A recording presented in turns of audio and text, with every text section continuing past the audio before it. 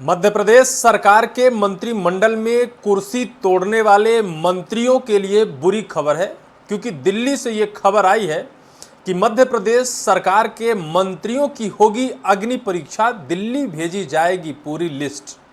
यह दिल्ली से खबर है मध्य प्रदेश के उन मंत्रियों के लिए जो मंत्री कैबिनेट में शामिल होने के बाद या तो अपने आवास से नहीं निकलते हैं या फिर अपने दफ्तर से नहीं निकलते हैं, जबकि अब खबर यह है कि उनके रिपोर्ट कार्ड को मांगा गया है और आज और कल यानी आज 17 मई और 18 मई को उनकी बाकायदा रिपोर्ट कार्ड देखी जाएगी और रिपोर्ट कार्ड के आधार पर उनका नाम दिल्ली भेजा जाएगा और फिर डिसाइड होगा कि कौन सा मंत्री अपनी कुर्सी पर बना रहेगा और किस मंत्री की छुट्टी होगी।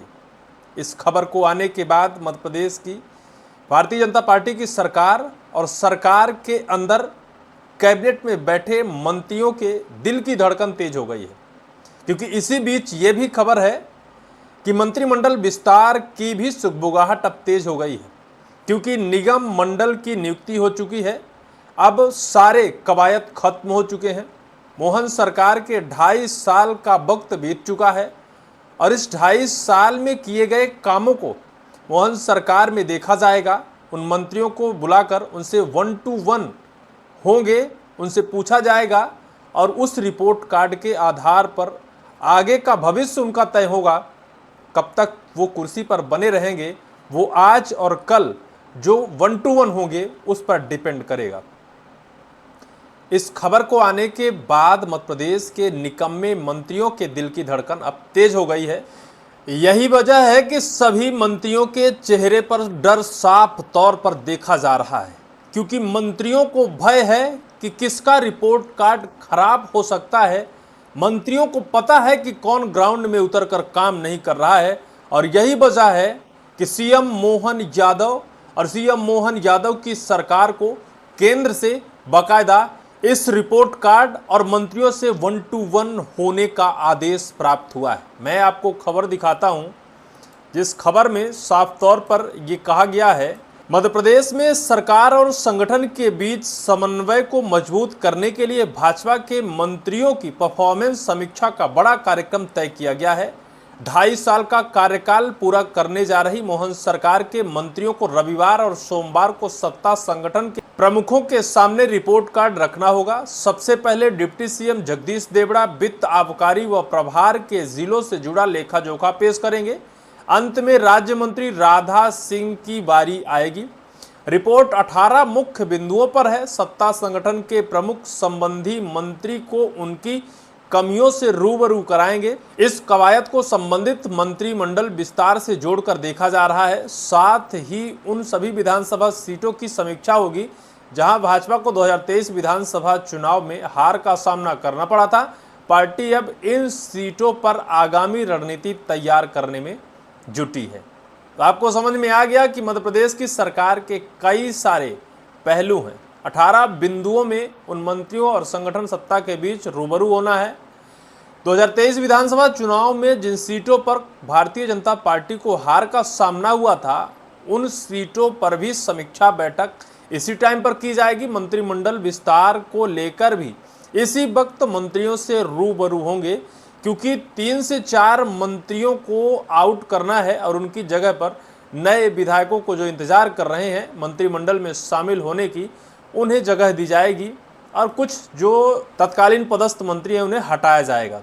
शनिवार देर रात की जानकारी के मुताबिक 1 to 1 समीक्षा मुख्यमंत्री निवास पर होगी।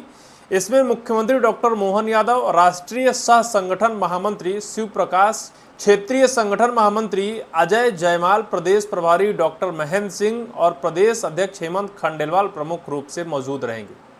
केंद्र के भी मंत्री और मध्य प्रदेश सह संगठन महामंत्री शिव प्रकाश के सहित मध्य प्रदेश बीजेपी के अध्यक्ष हेमंत खंडेलवाल की उपस्थिति होगी। ली जाएगी जानकारी। होने वाली इस बैठक में नगरीय निकाय चुनाव को ध्यान में रखते हुए भी चर्चा होगी। संगठन यह जानना चाहता है कि मंत्रियों और स्थानीय कार्यकर्ताओं के बीच समन्वय की स्थिति क्या है। प्रदेश नेतृत्व को इस बात की शिकायत भी मिली है कि कुछ मंत्री संगठन से जिला स्तर के नेताओं को पर्याप्त महत्व नहीं दे रहे हैं। इसे लेकर भी चर्चा की जाएगी कि भाजपा के संकल्प पत्र में किए गए वादों में से अब तक कितने बिंदुओं पर काम हुआ, इसकी जानकारी भी मांगी गई है। मध्य प्रदेश में बहुत जल्द नगरीय निकाय चुनाव होने हैं, यानी 2027 में नगरीय निकाय चुनाव प्रस्तावित है। इसको लेकर भी बैठक में बड़ी बात रखी जाएगी। इसके साथ ही सबसे बड़ी खबर यह है कि कुछ मंत्रियों की शिकायत मिली है। अभी इससे पहले कुछ विधायकों ने शिकायत की थी कि मंत्री हमें विधायक समझते ही नहीं है, हमारी बातों को नज़रअंदाज करते हैं, या फिर हम उनके मंच में बैठे होते हैं, ऐसा लगता ही नहीं कि हम उनके ही पार्टी के, उनके ही सत्ता और सरकार के विधायक हैं, वो हमें पहचानते ही नहीं हैं। इसकी भी शिकायत मिली है और इस शिकायत के आधार पर भी उन मंत्रियों से रूबरू हुआ जाएगा और निश्चित तौर पर उन मंत्रियों को लेकर बेहद सटीक और साफ सुथरा फैसला लिया जाएगा। जो मंत्री अपने आप को नवाब समझते हैं उन्हें आउट किया जाएगा, ये खबर है। केंद्र और राज्य के लिए क्या किया, मंत्रियों को बताना होगा कि केंद्र राज्य की महत्वाकांक्षी परियोजनाओं पर, उनके विभाग पर क्या प्रगति है, कम है तो वजह क्या रही, इसे दूर करने के रोड मैप पर भी बात होगी। विवादों से जुड़े विषयों पर भी होगी चर्चा। बताते हैं कि विवाद से जुड़े मंत्रियों का पक्ष पूछा जाएगा। कैबिनेट विस्तार की चर्चा है। मंत्री चाहते हैं कि विवाद से उन्हें जबरन जोड़ा गया सत्ता संगठन फैसले से पहले उनका पक्ष ले। कुछ मंत्रियों ने साफ कहा है कि विवाद से जबरन उन्हें जोड़ा जा रहा है, इस बड़े फैसले से पहले उनका पक्ष सरकार और संगठन ले, इसके बाद कोई बड़ा फैसला करे। पूरी रिपोर्ट भेजी जाएगी दिल्ली।